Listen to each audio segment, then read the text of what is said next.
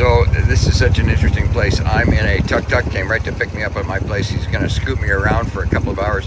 The driver's name is the same as my son. His name is Lee. And on another day, maybe 2 more days, he's going to take me and show me where I can go apply for jobs teaching English.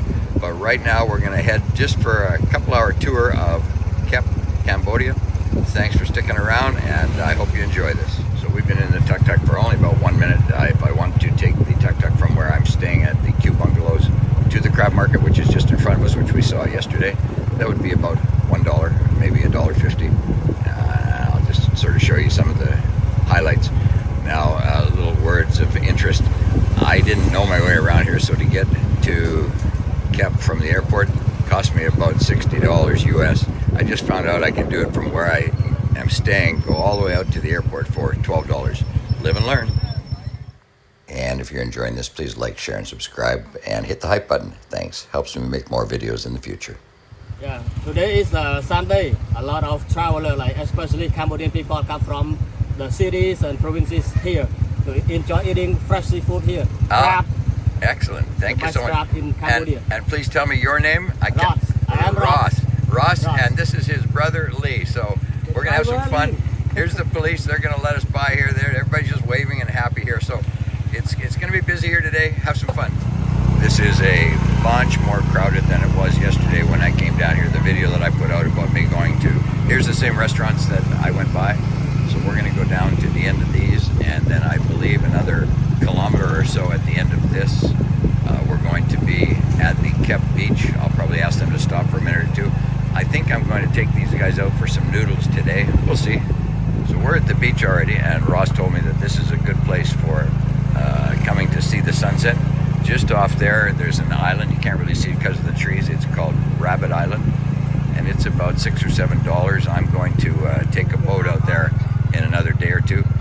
Here we are on Kep Beach, and there's a lot of these people living in their boats. Ross, what do they do here? Are they fishermen? Yeah, fishermen. Normally early morning they come here. They bring all the fresh crab, prawn, squid here, and people just come to buy and collect, sell to the restaurant or take to Phnom Penh. Thank you very much. I appreciate that. There's quite a few of these. I missed a bunch of them. This is the night market. There's stalls all along here at night. So the island that you see up there in the distance used to belong to Cambodia. I understand it now belongs to Vietnam. Now we are about maybe 10 miles from the Vietnam border. We're not going there today. Just in behind here, we're now at the main beach of Kep, and I've asked them if I can stop and take some pictures just to show you. Oh, there it is in the distance. So we'll get some nice close-up shots. There's the beach coming up there. So all along here is just miles and miles of restaurants, and the beach is actually very small in Kep, but it's very swimmable. It's Sunday. You can see lots of people are in the water. I'm going to get them to stop momentarily so I can take a close-up picture of the beach. I don't know if you can read that. It says, Happy New Year, Kep 2025. So they're getting ahead of things. There are many, many, many stands here, both sides of the street. As I look this way, the bus station, I'm told, is just up there. I'm going to turn around and take some filming of the beach. Here's Kep Beach, and Rabbit Island is just off there, immediately to the center of the picture. So I just want to show you, the beach is actually quite nice here. I'm not going to go swimming today. I might come swimming another day. This that you're looking at is the Gulf of Thailand. And I don't actually know what this sign is, but I was waving to these guys here and they didn't wave back, and there's another part of the beach right there in behind us. So Kep is a small beach, but lots of room. So we're just heading here a little more along the beach. There's the beach just to our right behind all these markets. What's overwhelming to me here is the absolute kindness of the people. And I was told that before I came here, but everybody's just smiling and seem to be enjoying life, which is a nice thing to see. I'm so used to North America, and here it's just it's a different world. Now we're going to go along for a bit here, and shortly we're going to come back sort of to this area. I'm going to take these guys out for some noodles. They said that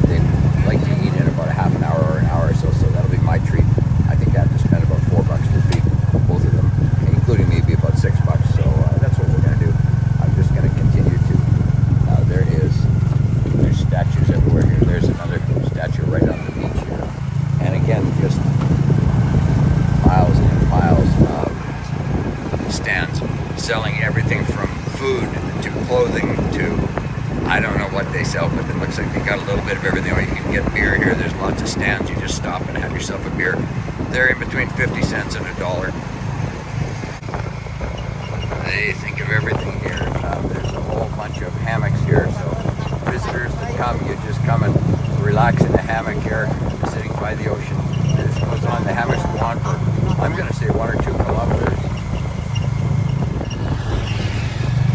So the neat thing here is there's just lots and lots of jungle. There's mangoes, there's papayas, there's bananas. I think I'll be eating pretty healthy here. So these two guys that are taking me around are just awesome. As I said, they're brothers. I'm not allowed to do what I just did. I just stepped inside here. This is the old palace. Of course, it's gone into ruins. It was built in the very early 50s, about the same time that I was built. We're not allowed to come in here, but we're allowed to take shots from here, so that's what I'm doing. Ross is just telling me here. Ross, could you tell me what the people do here just opposite the palace at night? Opposite the palace at night, or some part of Cape by the mangrove, by the seashore.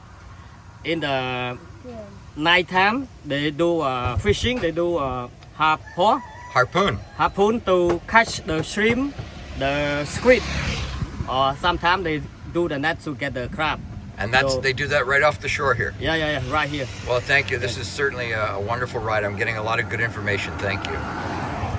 And I'm not being funny, but they're having a little bit of trouble getting the tuk-tuk going, so we're just going to relax here for a moment, and they're feeling very bad. I don't feel bad at all. This is the way into the boat to Rabbit Island, did you say? Yeah, the pier. And it's how much to go to Rabbit Island? $25. And Rabbit Island, per boat, yeah, go and come back. It looks like the Caribbean. Is beautiful. So this is a new pier here that they built. And Ross, you were telling me people come here at night and they fish and they catch. Did you say grouper? Yeah. Here, daytime or nighttime doesn't matter. They can come here to fish here. They get several types of fish, and especially grouper. Grouper here in Cape, the best fish. And you said 2 to 3 kilograms. These Yeah. are big fish. So so this is the new pier that's been built here. I'm certainly not getting the nickel tour here. This is fantastic. Here's some guys fishing right here. Here we go. Any fish? No fish? They just start. They're just starting. So these guys come here and get their own fish. So lots of boats, lots of activity here on the new pier. You can get pancakes right here. I don't know how much they are, probably about 50 cents. I'm finally getting to where the locals are. The fruit here that you see in front of me, that would be about $1 maybe. And there's all sorts of people here with their fishing poles. And as I was told at night, they come here and there's people serving them beer, and people just hang around here and catch their fish. So this gentleman here is fishing, and you'll notice on his fishing pole there's no rod. All it is a line and a piece of shrimp. And I've been here with him for about 2 or 3 minutes, and he's pulled his line a couple times, almost got a fish. So perhaps if we stick around, we'll get to see something caught here. So just so you know that they actually do catch fish. These are small, but I'm sure they make good eating. Oh, you got another one. Here we go. There's a small one coming up. Well, this is at the Kep main pier. So much fun. So I mentioned to these guys that I wanted a t-shirt, so they've taken me into a market that I would never find on my own.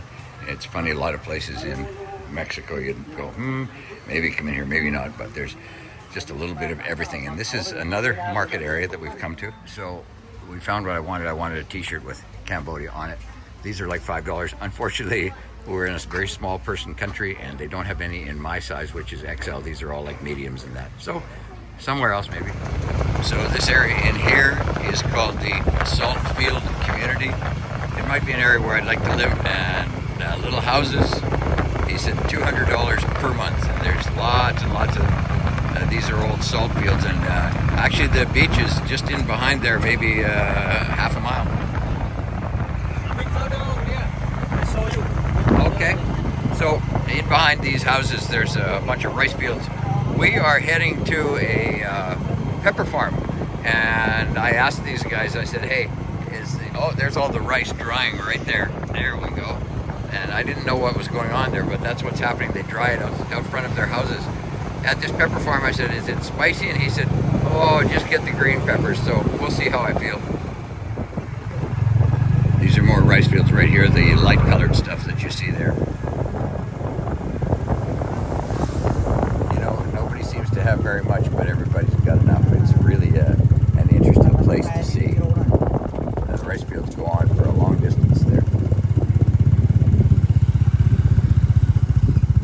So I'm back in my bungalow now, just signing off.